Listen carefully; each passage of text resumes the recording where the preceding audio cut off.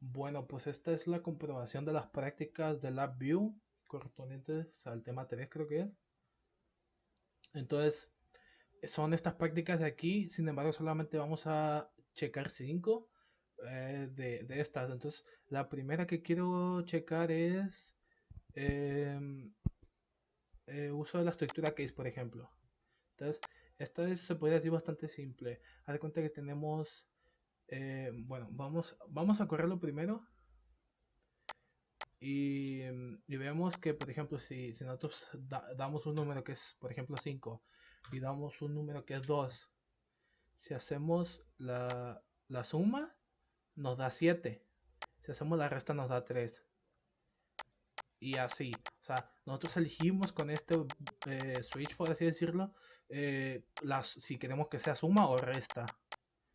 Entonces, ya viendo el diagrama de bloques, lo tenemos así. ¿Qué tenemos aquí? Una estructura case. ¿Qué es lo que hace esto? Nos permite dos casos. En este caso se activa con el switch, entonces son dos casos en los que puede ser verdadero o falso. Entonces, en verdadero hacemos la suma de los dígitos que nosotros estamos proporcionando y mostramos aquí el resultado con esta variable. Entonces, eh, si es falso, quiere decir que cuando está apagado, por así decirlo, como este es un operador booleano, solamente está en alto y bajo, entonces cuando está en bajo está en falso, por así decirlo, y hacemos la resta. Y cuando está subido o alto, como lo quieras ver, hacemos la suma. Entonces, así, entonces lo que nos permite la estructura case es poder hacer, es como un if. O sea, es como poder elegir entre qué queremos hacer, por así decirlo. Lo volvemos a correr y vemos que, por ejemplo, si le metemos 54 y 21, hace la resta y hace la suma. Muy bien, vemos que este jala bien. Entonces vamos a cerrarlo y vamos a usar ahora array con return, por ejemplo. Entonces, ¿qué es lo que tiene este? Lo vamos a correr y dice que el LED 3, el LED 2 y el LED, perdón, aquí creo que tengo mal. Vamos a abrir el. Entonces, haz de cuenta, primero lo vamos a calar. Haz de cuenta, si yo prendo este, dice el LED 3 está encendido. Si prendo este, dice el LED 2 está encendido. Y si prendo este, dice el LED 2 está encendido.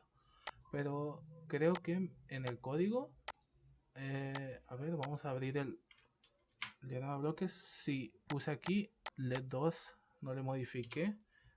Entonces, si ponemos LED 1 y LED 1,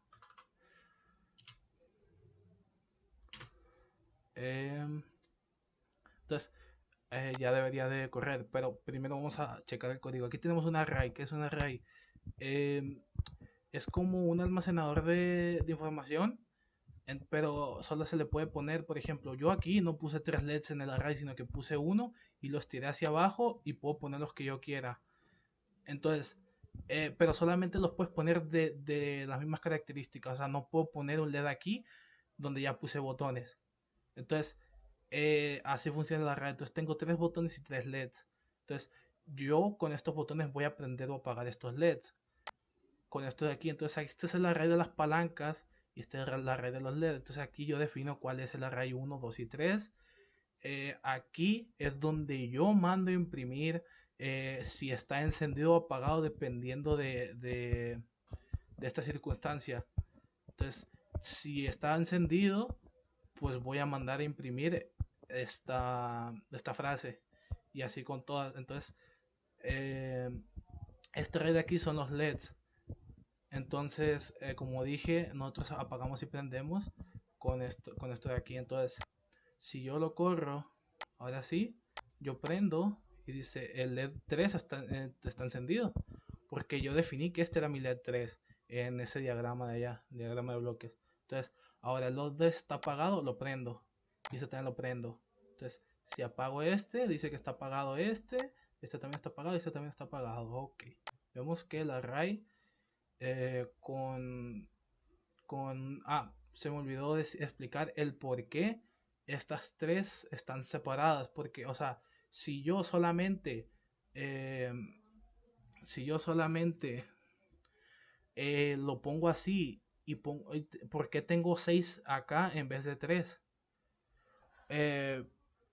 Eh, ¿Por qué? Porque aquí en el uno voy a mandar si el D3 está encendido o apagado, pero voy a mandar un return en el segundo, en el tercero voy a volver a mandar este de aquí y en el quinto voy a volver a introducir este y voy a meter 3 returns. ¿Por qué meto el return? Para que no se me amontone el texto seguido. Si no, se va y se amontona. Entonces con el return, haz de cuenta que es como pegar un enter y siguen en otra línea. Para eso sí return. Ok. Vamos a guardar porque modificamos ahí porque le había puesto mal la variable. Vamos ahora al tab control, por ejemplo.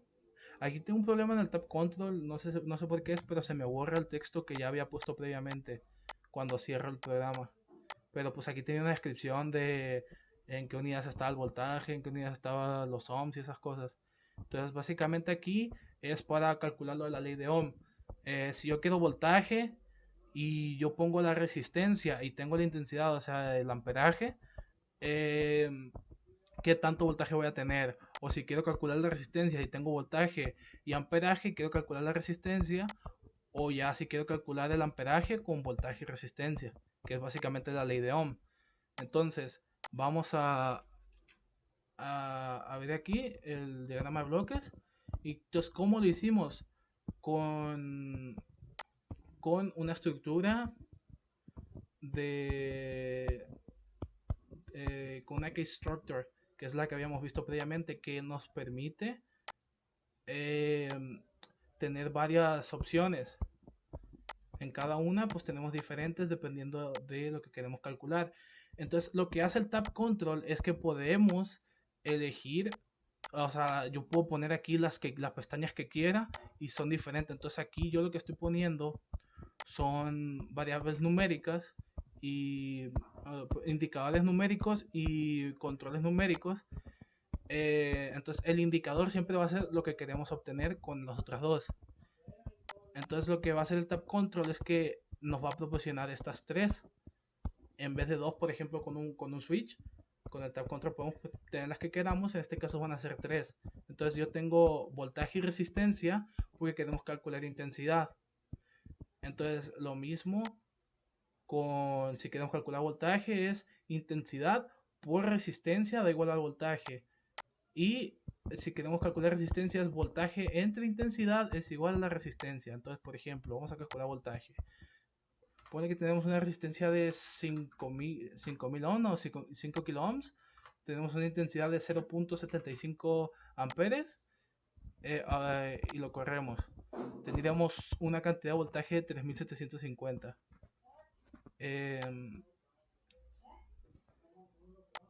Ahora, si queremos calcular resistencia, ponemos que tenemos 110 de voltaje con una intensidad de 0.05 y teníamos una resistencia de 220 ohms.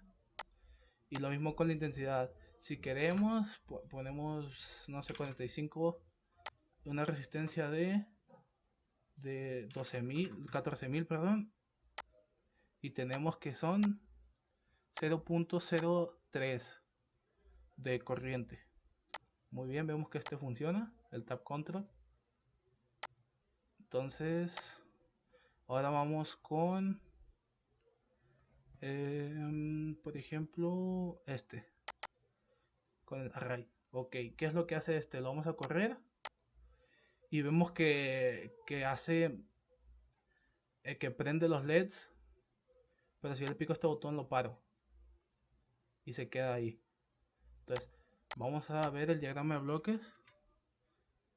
Tenemos un shift register que hace cuenta que este es el chip gear.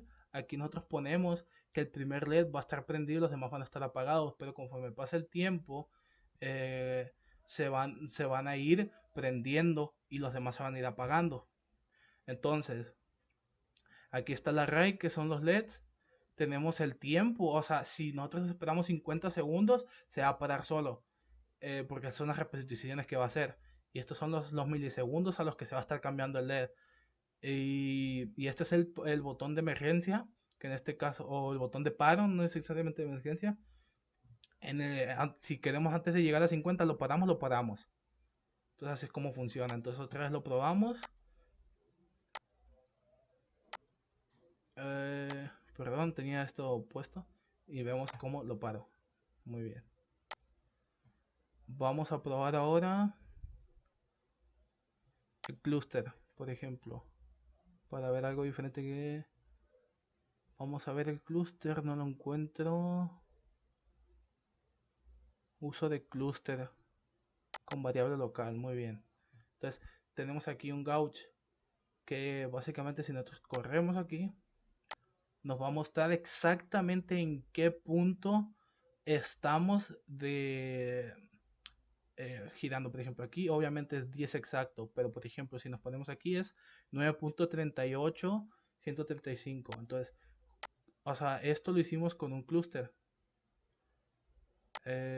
Básicamente, o sea, un clúster es como un array, pero en el clúster podemos poner todas las cosas que nosotros queramos. No necesariamente tiene que ser una sola cosa y lo podemos poner del ancho que queramos. Y entonces, nosotros de aquí el clúster sacamos la variable esta, que es la variable local. Y sacamos, o sea, como que descomponemos el clúster y sacamos el gauge y el indicador numérico.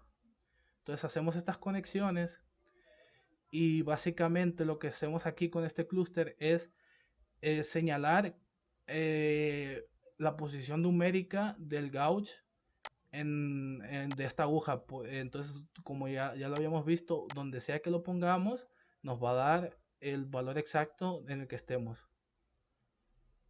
Muy bien. Ahora, vamos con este. ¿Qué es este? Es un tanque de agua. Entonces, nosotros lo corremos y vemos cómo se va llenando. Cuando llega a 10 se va a parar solo. Se va a parar solo cuando llega a 10 y también lo puedo parar yo mismo. Aquí ya lo paré y se paró en 5, lo paré en 5. Ok, vamos a ver el diagrama de bloques y esto es así. Tenemos un while, que es una estructura while, un while loop.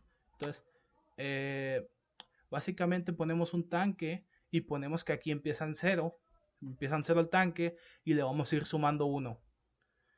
Entonces, el tanque pues va a ir sumando. Pongamos que son litros. Entonces, el tanque es de máximo de 10 litros en este caso. Entonces, cuando llegue, entonces nosotros ponemos que cuando sea igual a 10, o sea, ponle que el tanque sea de 100, no hay problema, pero nosotros ponemos aquí que cuando llegue a 10, ¿qué es lo que va a pasar? Si es igual a 10, va a parar, va a ser stop. Como si yo le hiciera manual stop con ahí el botón, es lo mismo. Y estos son los milisegundos en los que va a ir subiendo uno o sea, que se va a repetir, o sea, que va a subir uno, por ejemplo, para que me entiendan. Entonces, este sería el diagrama de bloques. Entonces, ya nosotros lo corremos otra vez y vemos cómo va subiendo, subiendo, subiendo, subiendo. Y cuando llega a 10, se para automáticamente. Y bueno, estos son los que quería, o sea, los que me fascinaron más a mí, porque al final de cuentas, pues están todos hechos. Por ejemplo, el pendiente de una recta y todos estos. Por ejemplo, vamos a ver este ciclo for. Si le damos, vemos cómo va cambiando los números. Me acuerdo de este, que, que era que cada 1000 milisegundos iba a estar mostrando un valor diferente de esto, que es 5 más un número aleatorio entre el 0 y el 1. 10 veces lo va a mostrar y se para. Pero pues básicamente esos fueron los más interesantes que me pusieron a mí. Aquí están todos resueltos. Ahí nos vemos. Muchas gracias.